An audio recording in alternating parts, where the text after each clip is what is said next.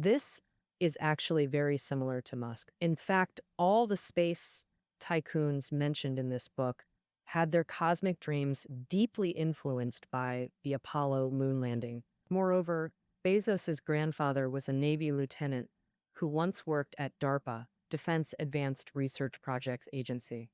This ARPA was established in response to the Soviet Union's launch of Sputnik in 1957, created when the U.S. military saw the Soviets take the first step in space.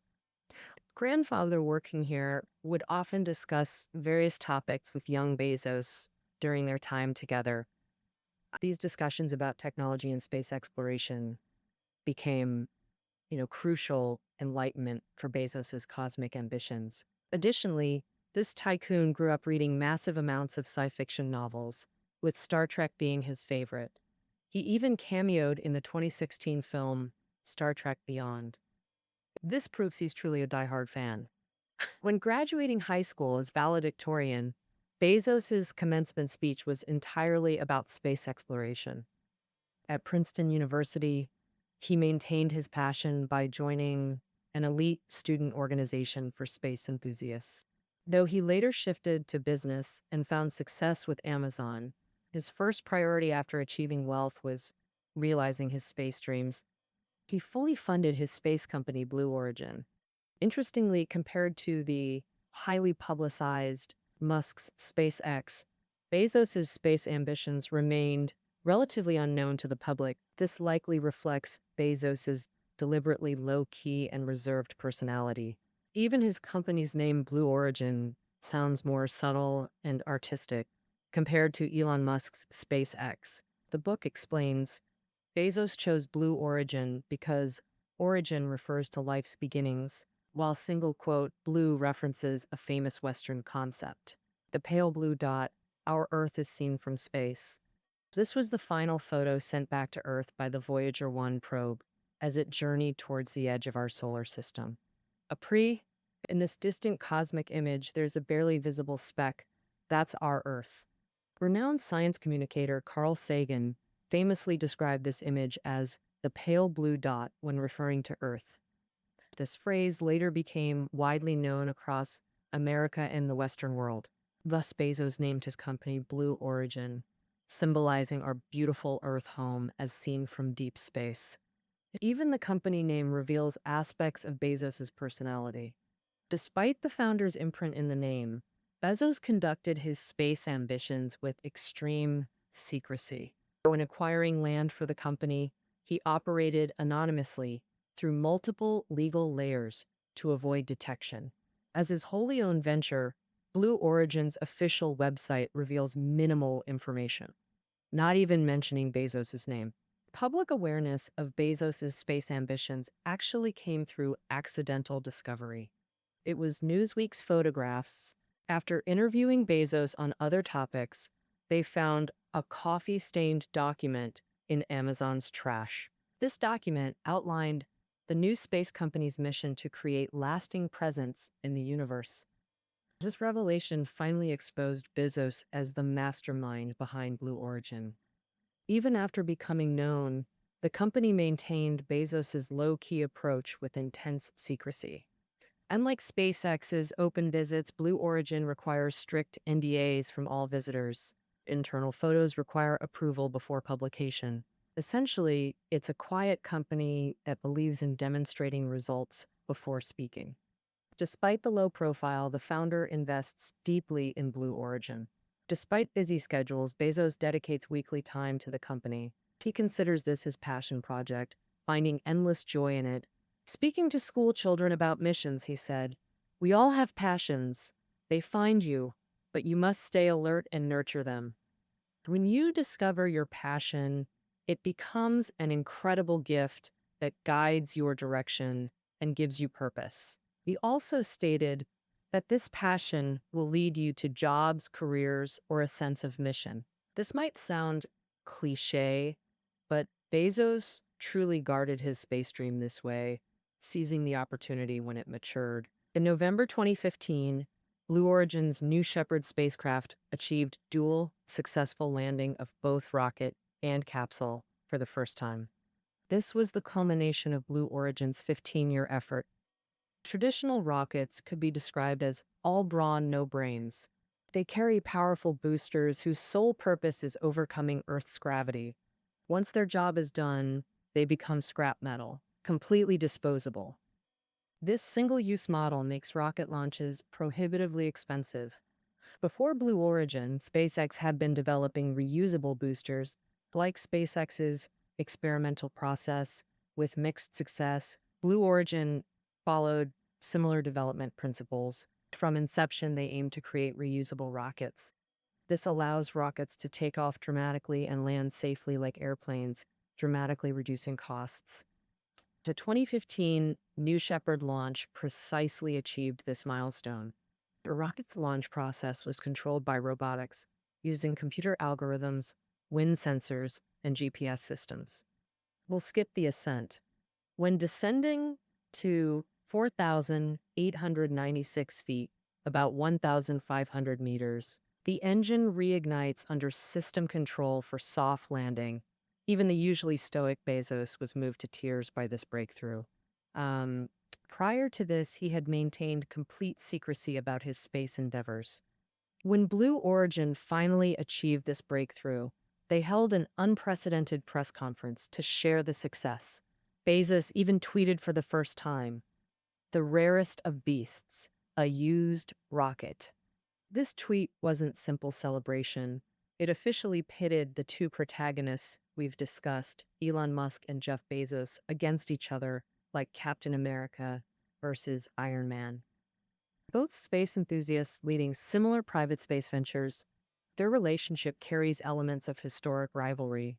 Initially, Musk maintained friendly relations, even sharing experiences with Bezos. Since SpaceX preceded Blue Origin's establishment, he offered early advice suggesting Bezos avoid repeating SpaceX's trial and error process. Musk's well-intentioned guidance ultimately fell on deaf ears as Bezos persisted with his own approach.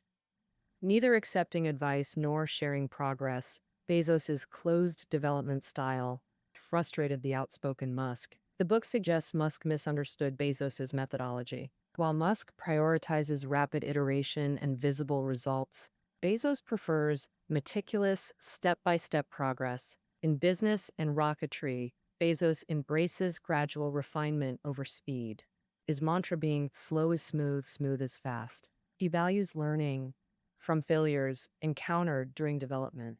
This patience extends to Blue Origin's construction of the 10,000-year clock, symbolic of long-term thinking. Though its actual longevity remains unproven, it embodies Bezos's message to employees: think in centuries, not quarters. Their contrasting approaches, Musk's urgency versus Bezos's deliberation, create fundamentally different corporate cultures in space exploration.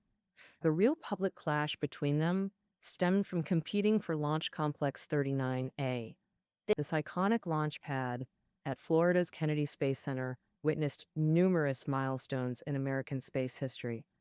During post-Apollo era slowdowns, maintaining this underused facility cost NASA $100,000 monthly in upkeep. With private space companies emerging, NASA decided to lease out 39A. SpaceX's existing NASA partnership made them the apparent frontrunner. Just as Musk considered the launch pad secured, Bezos, secretly developing new rockets, targeted 39A. Crucially, this was the exact launch pad Bezos watched Apollo 11 lift off from as a 5-year-old. The historic symbolism of SpaceX obtaining exclusive rights felt like NASA anointing them as Apollo's successor. This threatened Blue Origin's aspirations, dealing psychological blow to Bezos. Breaking his usual silence, Bezos aggressively bid for 39A. He proposed shared usage instead of exclusive lease. Strategic move to undermine SpaceX. To strengthen his position, Bezos allied with Boeing and Lockheed Martin. These giants saw dual benefits: currying favor with Bezos while hindering rival SpaceX. The corporate alliance formed to challenge Musk's near-certain victory.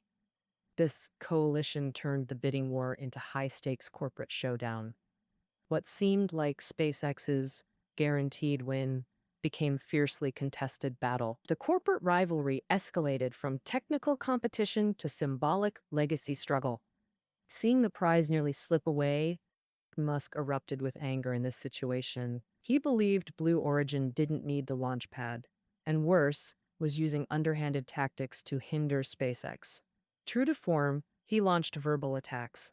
If they can develop NASA-certified rockets within 5 years, we gladly provide whatever facilities they need. But frankly, we're more likely to encounter unicorns. Bezos maintained his characteristic silence against Musk's provocations. NASA ultimately awarded LC-39A to SpaceX, preventing further escalation. This incident solidified the rivalry between Earth's two most determined space billionaires. When Blue Origin successfully launched reusable rockets in 2015, Musk, having conducted multiple attempts himself, dismissed the achievement. Bezos's triumphant tweet claiming the world's most remarkable rocket drew immediate backlash from Musk. He countered with technical jargon, refuting the remarkable label. This small-scale rocket recovery is child's play compared to SpaceX's capabilities. We remain light years ahead. Their public sparring revealed deep-seated competition, yet the author offers perspective. While currently adversarial, this rivalry ultimately benefits space exploration. Just as Amazon needed Barnes& Noble's competition, Musk and Bezos drive each other's progress through this space race. The book states, without competition, complacency breeds, leading to stagnation and comfort. They need each other to push humanity further into space. Leaders want to maintain advantage. Challengers seek breakthroughs. This rivalry becomes their ultimate propellant. Besides Musk and Bezos, other billionaires pursue space ambitions. Take Richard Branson, familiar to UK audiences through his Virgin-branded enterprises. The 68-year-old tycoon entered private space sector in 2004, aiming to launch space tourism via Virgin Galactic. Branson's 200,000 space tickets generated massive publicity and actual bookings. By 2016, Virgin Galactic had collected $13 million deposits, but suffered setback in 2014 test flight accident. A fatal crash during experimental flight killed one pilot and injured another. Branson personally addressed staff with inspirational never surrender speech post-accident. Nevertheless, Virgin Galactic faced major delays and fell behind competitors. Recent Branson-backed efforts show signs of revival. To conclude, let's review the book's structure. Divided into 3 parts using single-eye framework: impossible, improbable, and inevitable, tracing space exploration's evolution from fantasy to reality. These 3 words structure the book's 3 parts, corresponding to tragically unsuccessful Bill, Musk, or Bezos, turning impossible to possible and growing space race participants. Beyond Branson, Microsoft co-founder Paul Allen supported development of the world's largest aircraft, potentially first commercial spacecraft. The path to space isn't new.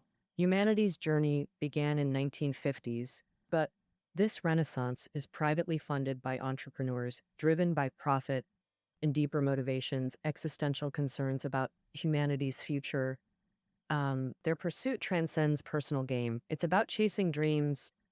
The 3I framework originates from Christopher Reeve's quote, "All great dreams initially seem impossible, then improbable, and finally inevitable." This progression embodies entrepreneurial spirit. Transforming impossibility into inevitability defines these space pioneers' journey. That concludes our exploration of the Space Barons. Find notes below. I'm Lynn Bohu, signing off for Sally's Book Club. See you tomorrow.